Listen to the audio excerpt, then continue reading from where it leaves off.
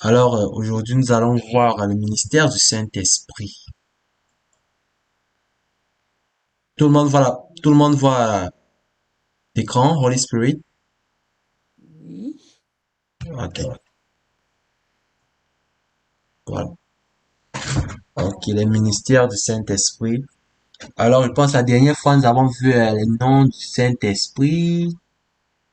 Nom du Saint-Esprit. Après, quand nous avons vu également, nous avons vu les emblèmes du Saint-Esprit, la colombe, la rivière éternelle, le sceau, le vent. Et puis aujourd'hui, nous allons voir les ministères du Saint-Esprit. Les ministères du Saint-Esprit. Alors, premièrement, le premier ministère du Saint-Esprit, c'est vis-à-vis les Écritures. Le Saint-Esprit permet aux enfants de Dieu de comprendre la parole de Dieu et de l'aimer.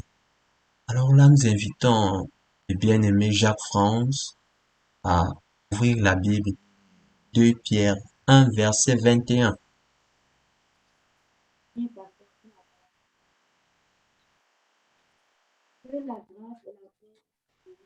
Ayo, kitu. Kalima 2 ya Jésus Pierre, pourtant les 2 semaines passées, nous avons 2 Pierre 1, verset 21.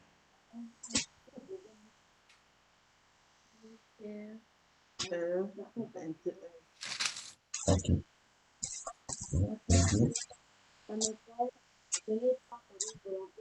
T'entendons pas? voilà qui Oui. 21. 2 Pierre 1, verset 21, je lis. Et c'est à cela que vous avez été appelés, parce que Christ aussi a souffert pour Bien. vous. Vas-y. Allô, Jacques-France? Ya wala ba. Allô, Jacques-France? 2 Pierre 1, verset 21. C'est ça qu'il est en train de dire. Nous ne suivons pas. Allô? Oui? Oui, c'est ça que je pense. En effet,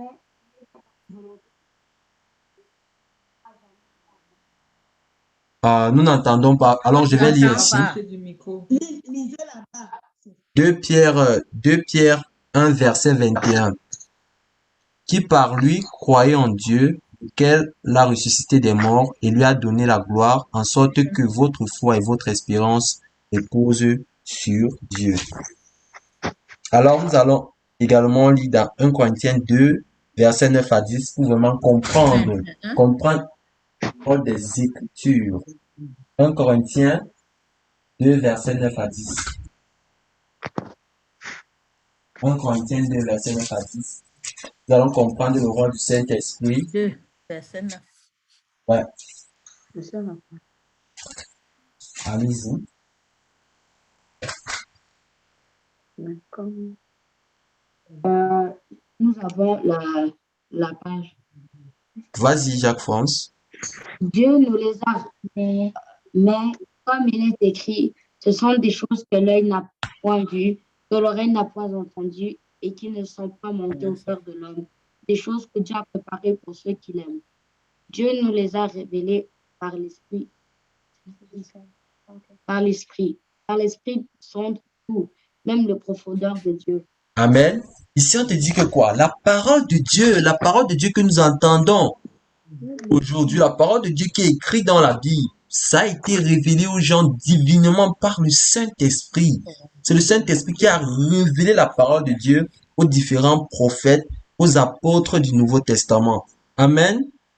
Amen. Donc la parole de Dieu, elle a été révélée à des personnes qui ont retranscrit ça. Et voilà, aujourd'hui, elle existe toujours. Et la parole de Dieu, elle est éternelle. Ce qui est sûr, c'est qu'elle va encore rester. C'est une pierre séculaire. Amen. Elle ne peut pas s'effriter. Elle reste identique. Amen. Amen. Donc, nous pouvons également voir le ministère du Saint-Esprit dans la conception de notre Seigneur Jésus-Christ. Dans Matthieu 1, verset 18. Nous allons voir là comment Jésus-Christ a été conçu par la vertu du Saint-Esprit. Matthieu 1, verset 18. Ici, nous avons, Allez-y. voici de quelle manière arriva la naissance de Jésus-Christ. Marie, sa mère, ayant été fiancée à Joseph, se trouva enceinte par la vertu du Saint-Esprit avant qu'ils eussent habité ensemble. Vous voyez, Jésus-Christ, il n'est pas né comme tout le monde. Il est né par la vertu du Saint-Esprit. C'est-à-dire que quoi? C'est le Saint-Esprit qui a mis Jésus-Christ dans le sein de Marie. Donc, on peut dire c'est lui le Père de Jésus-Christ. Vous voyez? Donc là, nous voyons Jésus-Christ.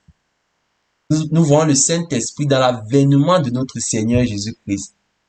C'est quelque chose de très important. Là, vous voyez que le Saint-Esprit, il apparaît un peu partout. Mais on le révèle réellement dans Actes des Apôtres quand Jésus-Christ est au point de finir sa mission terrestre. Mais il était déjà là. Vous voyez, il est révélé à un certain moment parce que c'est lui qui va continuer l'œuvre que Jésus-Christ a commencé. Ouvrons également nos Bibles dans 2 Thessaloniciens 2, verset 7, afin de voir le ministère du Saint-Esprit vis-à-vis du diable. Ok, 2 Thessaloniciens 2, verset 7. ok. Car le mystère de l'iniquité agit déjà.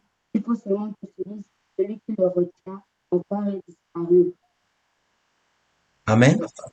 Là, nous voyons que le Saint-Esprit empêche le diable de faire quoi? De faire des catastrophes dans le monde. Il empêche, il est là, c'est-à-dire, il se tient. Parce qu'imaginez-vous, si le Saint-Esprit ne retenait pas le diable, c'est qu'il allait faire des choses horribles. Des choses horribles, horribles, plus que la COVID-19. Mais le Saint-Esprit, il est là, il le retient, il dit que non, ne fais pas ça, tu peux faire ça, non, tu ne fais pas ça. Donc ça, c'est le rôle du Saint-Esprit. Donc il intercède pour nous auprès du Père, mais également il retient le diable de faire de très très mauvaises choses envers l'humanité. Amen. Amen. Amen. Voyons également le ministère du Saint-Esprit envers le pécheur, dans Jean 16, versets 7 à 9. Ok. Jean 16. Jean 16, versets 7 à 9. Je jure. Allez-y. Cependant, je vous dis la vérité. Il vous est avantageux que je m'en aille. Si je ne m'en vais pas, le consolateur ne viendra pas vers vous, mais si je m'en vais, je vous l'enverrai. Et quand il sera venu, il convaincra le monde de ce qui concerne le péché, la justice et le jugement. De 7 à En ce 9. qui concerne le péché, parce qu'il ne croit pas en moi. Ton micro n'est pas bien placé, Jacques Non, mais France. c'est en train. On t'entend à peine. Que je pense que je vais relire. Jean 16, versets 7 à 9.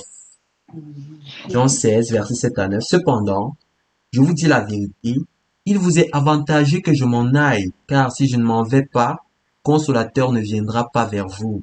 Mais si je m'en vais, je vous l'enverrai. Et quand il sera venu, il convaincra le monde en ce qui concerne le péché et la justice et le jugement. En ce qui concerne le péché, parce qu'il ne croit pas en moi. Alors là, nous voyons que le Saint-Esprit convainc les païens du péché.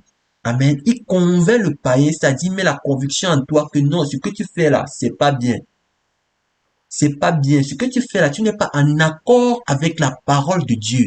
Ça, c'est le rôle du Saint-Esprit, de convaincre le monde du péché, ouvrir, illuminer le pécheur, afin qu'il puisse reconnaître la situation déplorable dans laquelle il se trouve, qui est celle du péché.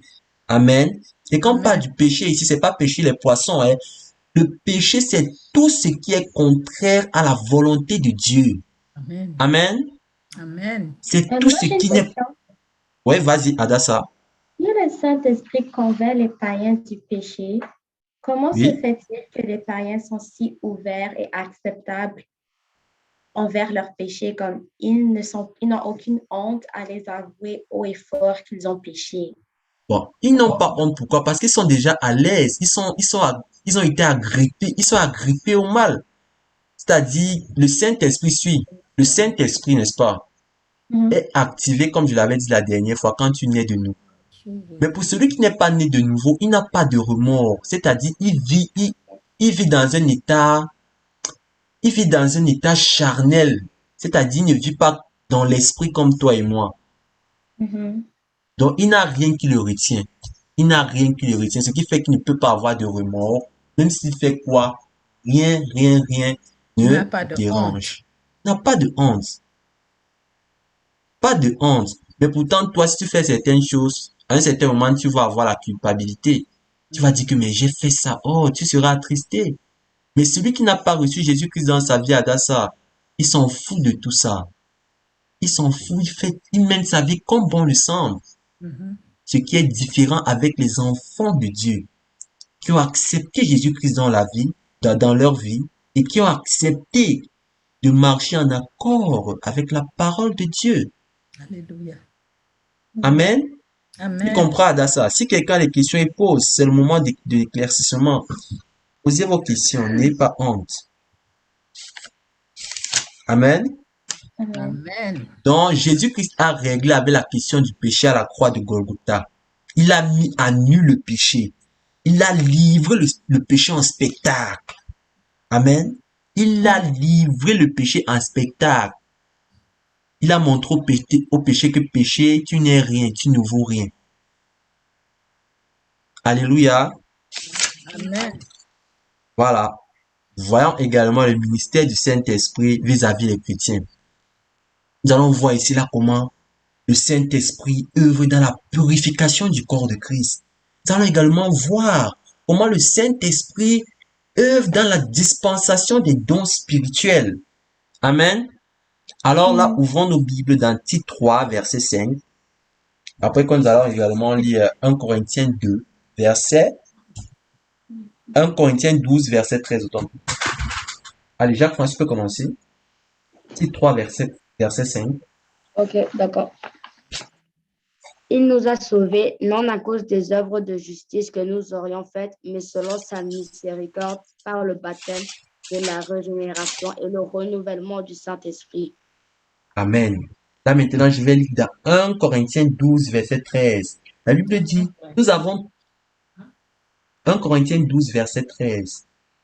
Nous avons tous en effet été baptisés d'un seul esprit pour former un seul corps, soit juif, soit grec, soit esclave, soit libre, et nous avons été abreuvés d'un seul esprit. Amen. Amen. Continuons là et ouvrons nos Bibles dans 1 Corinthiens 12, verset... Non, commençons par Actes des Apôtres 1, verset 8. Actes des Apôtres 1, verset 8. Actes des Apôtres 1, verset 8. Ici à la page. Voilà. Ici on nous parle du Saint-Esprit. Mais vous recevrez une puissance, le Saint-Esprit survenant sur vous, et vous serez mes témoins à Jérusalem, dans toute la Judée, dans la Samarie et jusqu'aux extrémités de la terre. Ici, là, on est en train de nous annoncer que le Saint-Esprit viendra. On dit vous recevrez, c'est-à-dire c'est un futur proche. Vous recevrez le Saint-Esprit. Vous recevrez le Saint-Esprit. Puissance. Une puissance autant pour moi. Vous recevrez une puissance, le Saint-Esprit survenant sur vous. Et là, dans Actes des Apôtres, si vous lisez bien, vous allez voir là comment il y a une diffusion du Saint-Esprit, comment le Saint-Esprit est descendu sur les apôtres et comment il y a eu comme une sorte de démarcation entre les Juifs, c'est-à-dire ceux qui ont été choisis de Dieu, le peuple d'Israël et les non-Juifs. C'est là où est venue la séparation entre les Juifs, c'est-à-dire le peuple que Dieu a choisi, et les non-Juifs. En d'autres mots, on va dire les Grecs ou les païens. Amen. Amen. Là, ouvrons nos pieds dans 1 Corinthiens 4, 1 Corinthiens 12, versets 7 à 11. 1 Corinthiens 12, versets 7 à 11.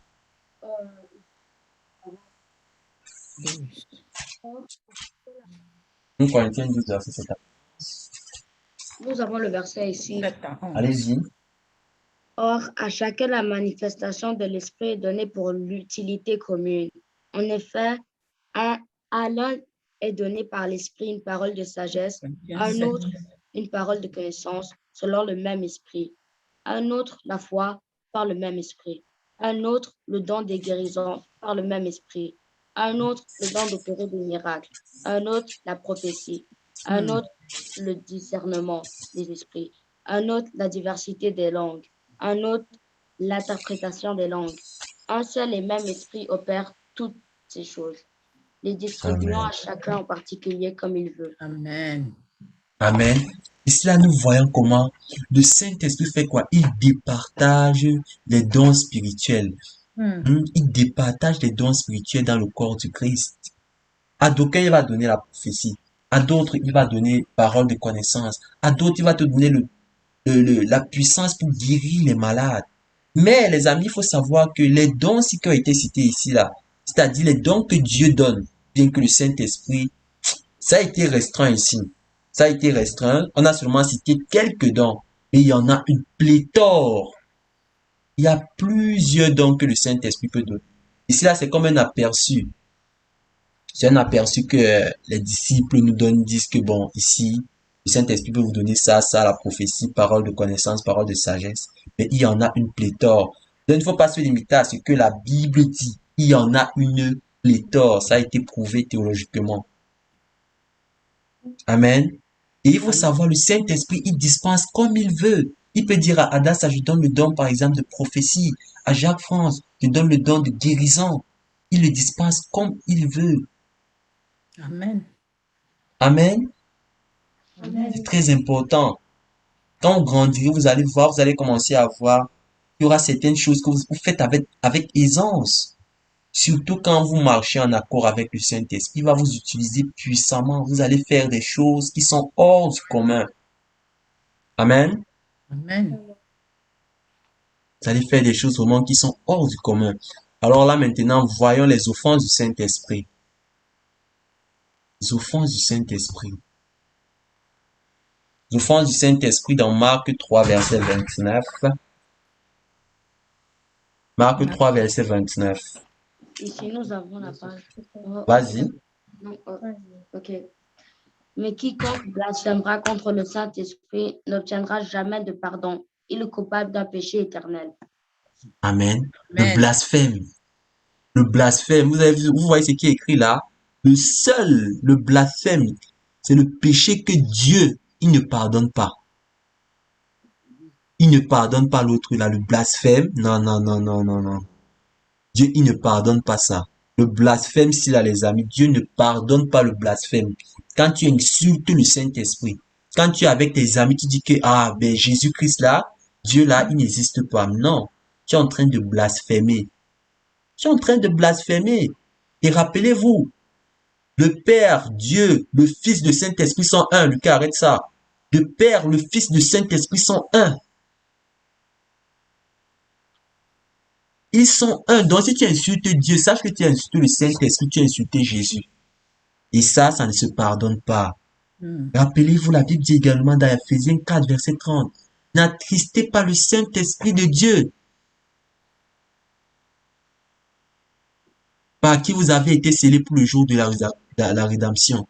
N'attristez pas le Saint-Esprit. Parce que lorsque tu attristes le Saint-Esprit, il peut s'en aller et ne jamais revenir. Il peut s'en aller et c'est fini. Certes, tu vas te repentir, mais il va falloir encore beaucoup de temps pour qu'il revienne à de bons sentiments. Donc faites très attention à toutes les paroles que vous proférez, à tout ce que vous dites, de peur que ça ne vous porte préjudice. Alléluia. Alors que le Amen. Seigneur vous bénisse abondamment. Amen. Ici, nous sommes parvenus à la fin de notre petite étude sur le Saint-Esprit.